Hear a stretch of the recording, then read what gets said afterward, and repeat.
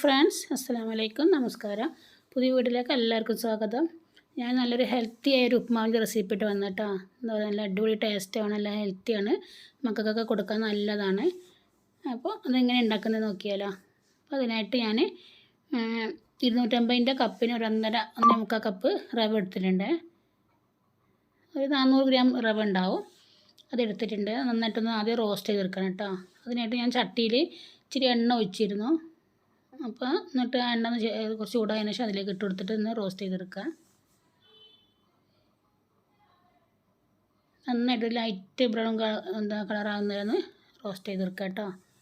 നല്ല അടിപൊളി ടേസ്റ്റാണ് ഈ ഉപ്പുമാവ് തിന്നാൻ. അപ്പോൾ ഇതേപോലെ ഒന്ന് ഒരിക്കലും ചെയ്ത് വെക്കണം. കരിഞ്ഞു പോവാതെ ഒരു മീഡിയം ഫ്ലെയിമിലിട്ട് നമുക്കൊന്ന് നന്നായിട്ടൊന്ന് റോസ്റ്റ് ചെയ്തെടുക്കുക കേട്ടോ.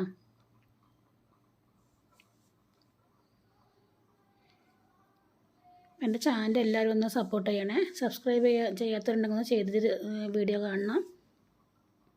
പിന്നെ ഇഷ്ടപ്പെട്ട ലൈക്ക് ചെയ്യണം, എല്ലാവർക്കും ഒന്ന് ഷെയർ ചെയ്ത് കൊടുക്കണേ.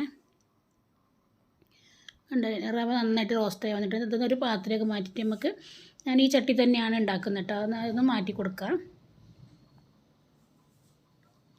മാറ്റിയിട്ട് ചട്ടി അടുപ്പത്ത് വെച്ചിട്ടുണ്ട്. അതിലേക്ക് ഞാൻ ഒരു സ്പൂണ് നെയ്യ് ഇട്ട് കൊടുക്കുന്നുണ്ട് കേട്ടോ.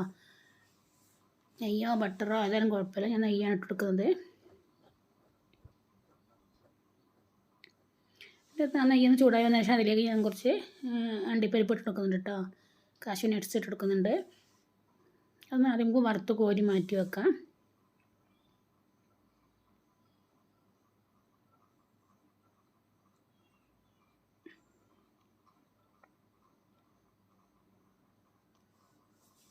കുറച്ച് ബദാം ഇട്ട് കൊടുക്കുന്നത്, ഇതൊക്കെ ഓപ്ഷനായിട്ടോ, ഉണ്ടെങ്കിൽ ഇട്ട് കൊടുത്താൽ മതി.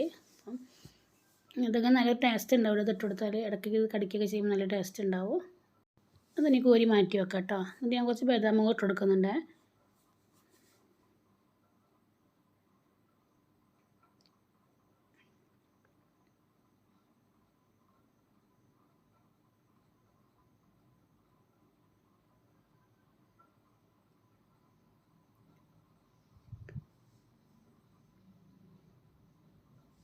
കുറച്ചൊരു 5-6 ബദാം ചെറിയ കഷ്ണങ്ങളാക്കിയത് കേട്ടോ, അത് ഇട്ടെടുക്കുന്നുണ്ട്.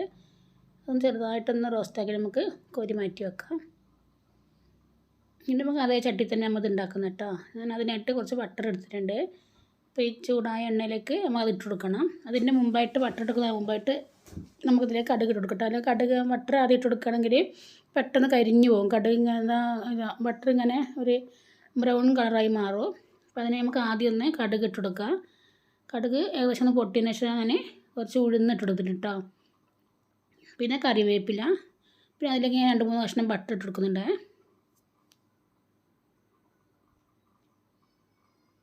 ബട്ടർ അതിൽ തന്നെ ഇട്ടത് കടുക് ഇട്ട് കൊടുക്കുകയാണെങ്കിൽ ഇങ്ങനെ എന്താ പറയുക, മൊത്തം ഇങ്ങനെ കരിഞ്ഞതുപോലെ ആയിപ്പോവും കേട്ടോ.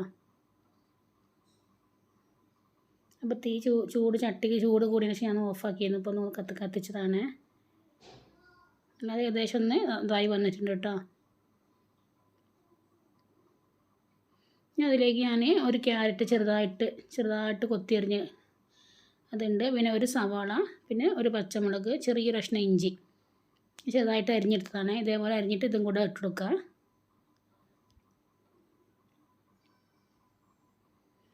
തക്കാളിയൊക്കെ ഇട്ട് കൊടുക്കുന്നവരുണ്ട് കേട്ടോ. തക്കാളി എനിക്കിഷ്ടമാണ്, പക്ഷേ മക്കൾക്ക് ഇഷ്ടമില്ലാത്തതുകൊണ്ട് ഞാൻ തക്കാളി ഇട്ട് കൊടുക്കുന്നില്ല. തക്കാളി ഒഴിവാക്കിയിട്ടുണ്ട്. തക്കാളി ഇങ്ങോട്ട് നല്ലൊരു ടേസ്റ്റ് ഉണ്ടാവും കേട്ടോ. തക്കാളിൻ്റെ ഉള്ളിലുള്ള കുരുവൊക്കെ കളഞ്ഞിട്ടിട്ട് കൊടുക്കുകയാണെങ്കിൽ അത് ക്യാരറ്റൊക്കെ ഒന്ന് ഏകദേശം വാടി വന്നതിന് ശേഷം ഞാൻ അതിലേക്ക് നമ്മൾ വറുത്ത് മരിച്ച നട്ട്സിൽ അത് കുറച്ചിട്ട് കൊടുക്കുന്നുണ്ട്, പകുതി ഇട്ട് കൊടുത്തിട്ടുണ്ട്. നമ്മൾ വറുത്ത് മരിച്ച റവയില്ലേ, അതും കൂടെ നമുക്ക് ഈ മൂത്ത് വന്ന ക്യാരറ്റിലേക്കൊക്കെ ഇട്ട് കൊടുത്തിട്ട് ഒന്നും കൂടെ നന്നായിട്ടൊന്ന് ഒരു 2 മിനിറ്റോളം മതി ഒന്ന് നന്നായിട്ടൊന്ന് വറുക്കാം.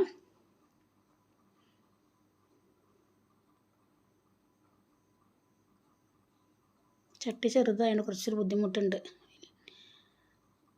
അപ്പോൾ ഇതിലാകുമ്പോൾ നന്നായിട്ട് റെഡിയായി വരും. അതാണ് ഞാൻ ചട്ടി എടുക്കുന്നത്. കണ്ടില്ല, നമ്മൾ തയ്യാറാക്കിയ മസാല ഇട്ടിട്ടൊന്ന് റവ ഒന്നും കൂടെ ഒന്ന് ചെറുതായിട്ടൊന്ന് വറുത്തെടുക്കണം. എന്നിട്ട് നമുക്ക് ആവശ്യത്തിന് ഉപ്പും ഇട്ട് കൊടുത്തിട്ട് ഇതിലേക്ക് ഞാൻ തിളച്ച വെള്ളം ഒഴിക്കുക ചെയ്യുന്നത് കേട്ടോ. തിളപ്പിച്ച വെള്ളം ഉണ്ട്, അത് ഇതിലേക്ക് ഒഴിച്ചു കൊടുക്കുക ചെയ്യുന്നത്. പെട്ടെന്ന് ഉപ്പുമാവ് തയ്യാറായി കിട്ടും.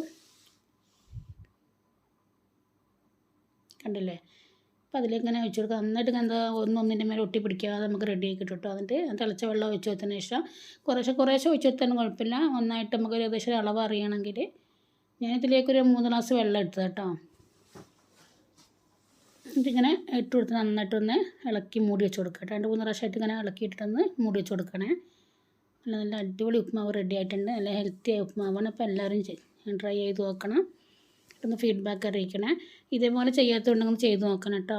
വെള്ളം ഒഴിച്ച് കൊടുക്കാണ്ട് കുറേശ്ശെ പച്ചവെള്ളം ഒഴിച്ച് കൊടുക്കരുത്. നല്ല തിളച്ച വെള്ളം ഒഴിച്ച് കൊടുക്കണം. അപ്പോൾ പെട്ടെന്ന് ഉപ്പുമാവ് റെഡിയായി കിട്ടും.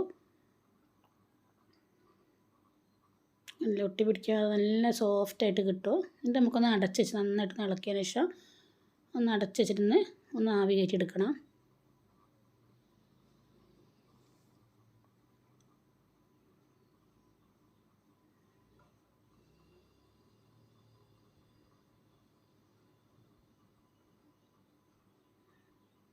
എല്ലാം അടിപൊളിയായിട്ട് വന്നിട്ടുണ്ട്. അപ്പോൾ എല്ലാവരും ട്രൈ ചെയ്ത് നോക്കുക. എൻ്റെ ഫീഡ്ബാക്ക് അറിയിക്കണം. ഇങ്ങനെ ഞാനൊരു പാത്രത്തിലേക്ക് ആക്കിയിട്ട് ഇങ്ങനെ ഇതേപോലെ ബോൾസ് പോലെ ആക്കി വെച്ചതാണ് കേട്ടോ. അതേപോലെ കാണുമ്പോൾ എനിക്ക് ഭയങ്കര ഇഷ്ടമാണ്. നമ്മൾ പെട്ടെന്ന് എടുത്ത് കഴിക്കുമോ. അപ്പോൾ എല്ലാവരും ട്രൈ ചെയ്ത് നോക്കുക. മറ്റൊരു വീഡിയോ ആയിട്ട് വരുന്നത്. എല്ലാവർക്കും ബൈ ബൈ.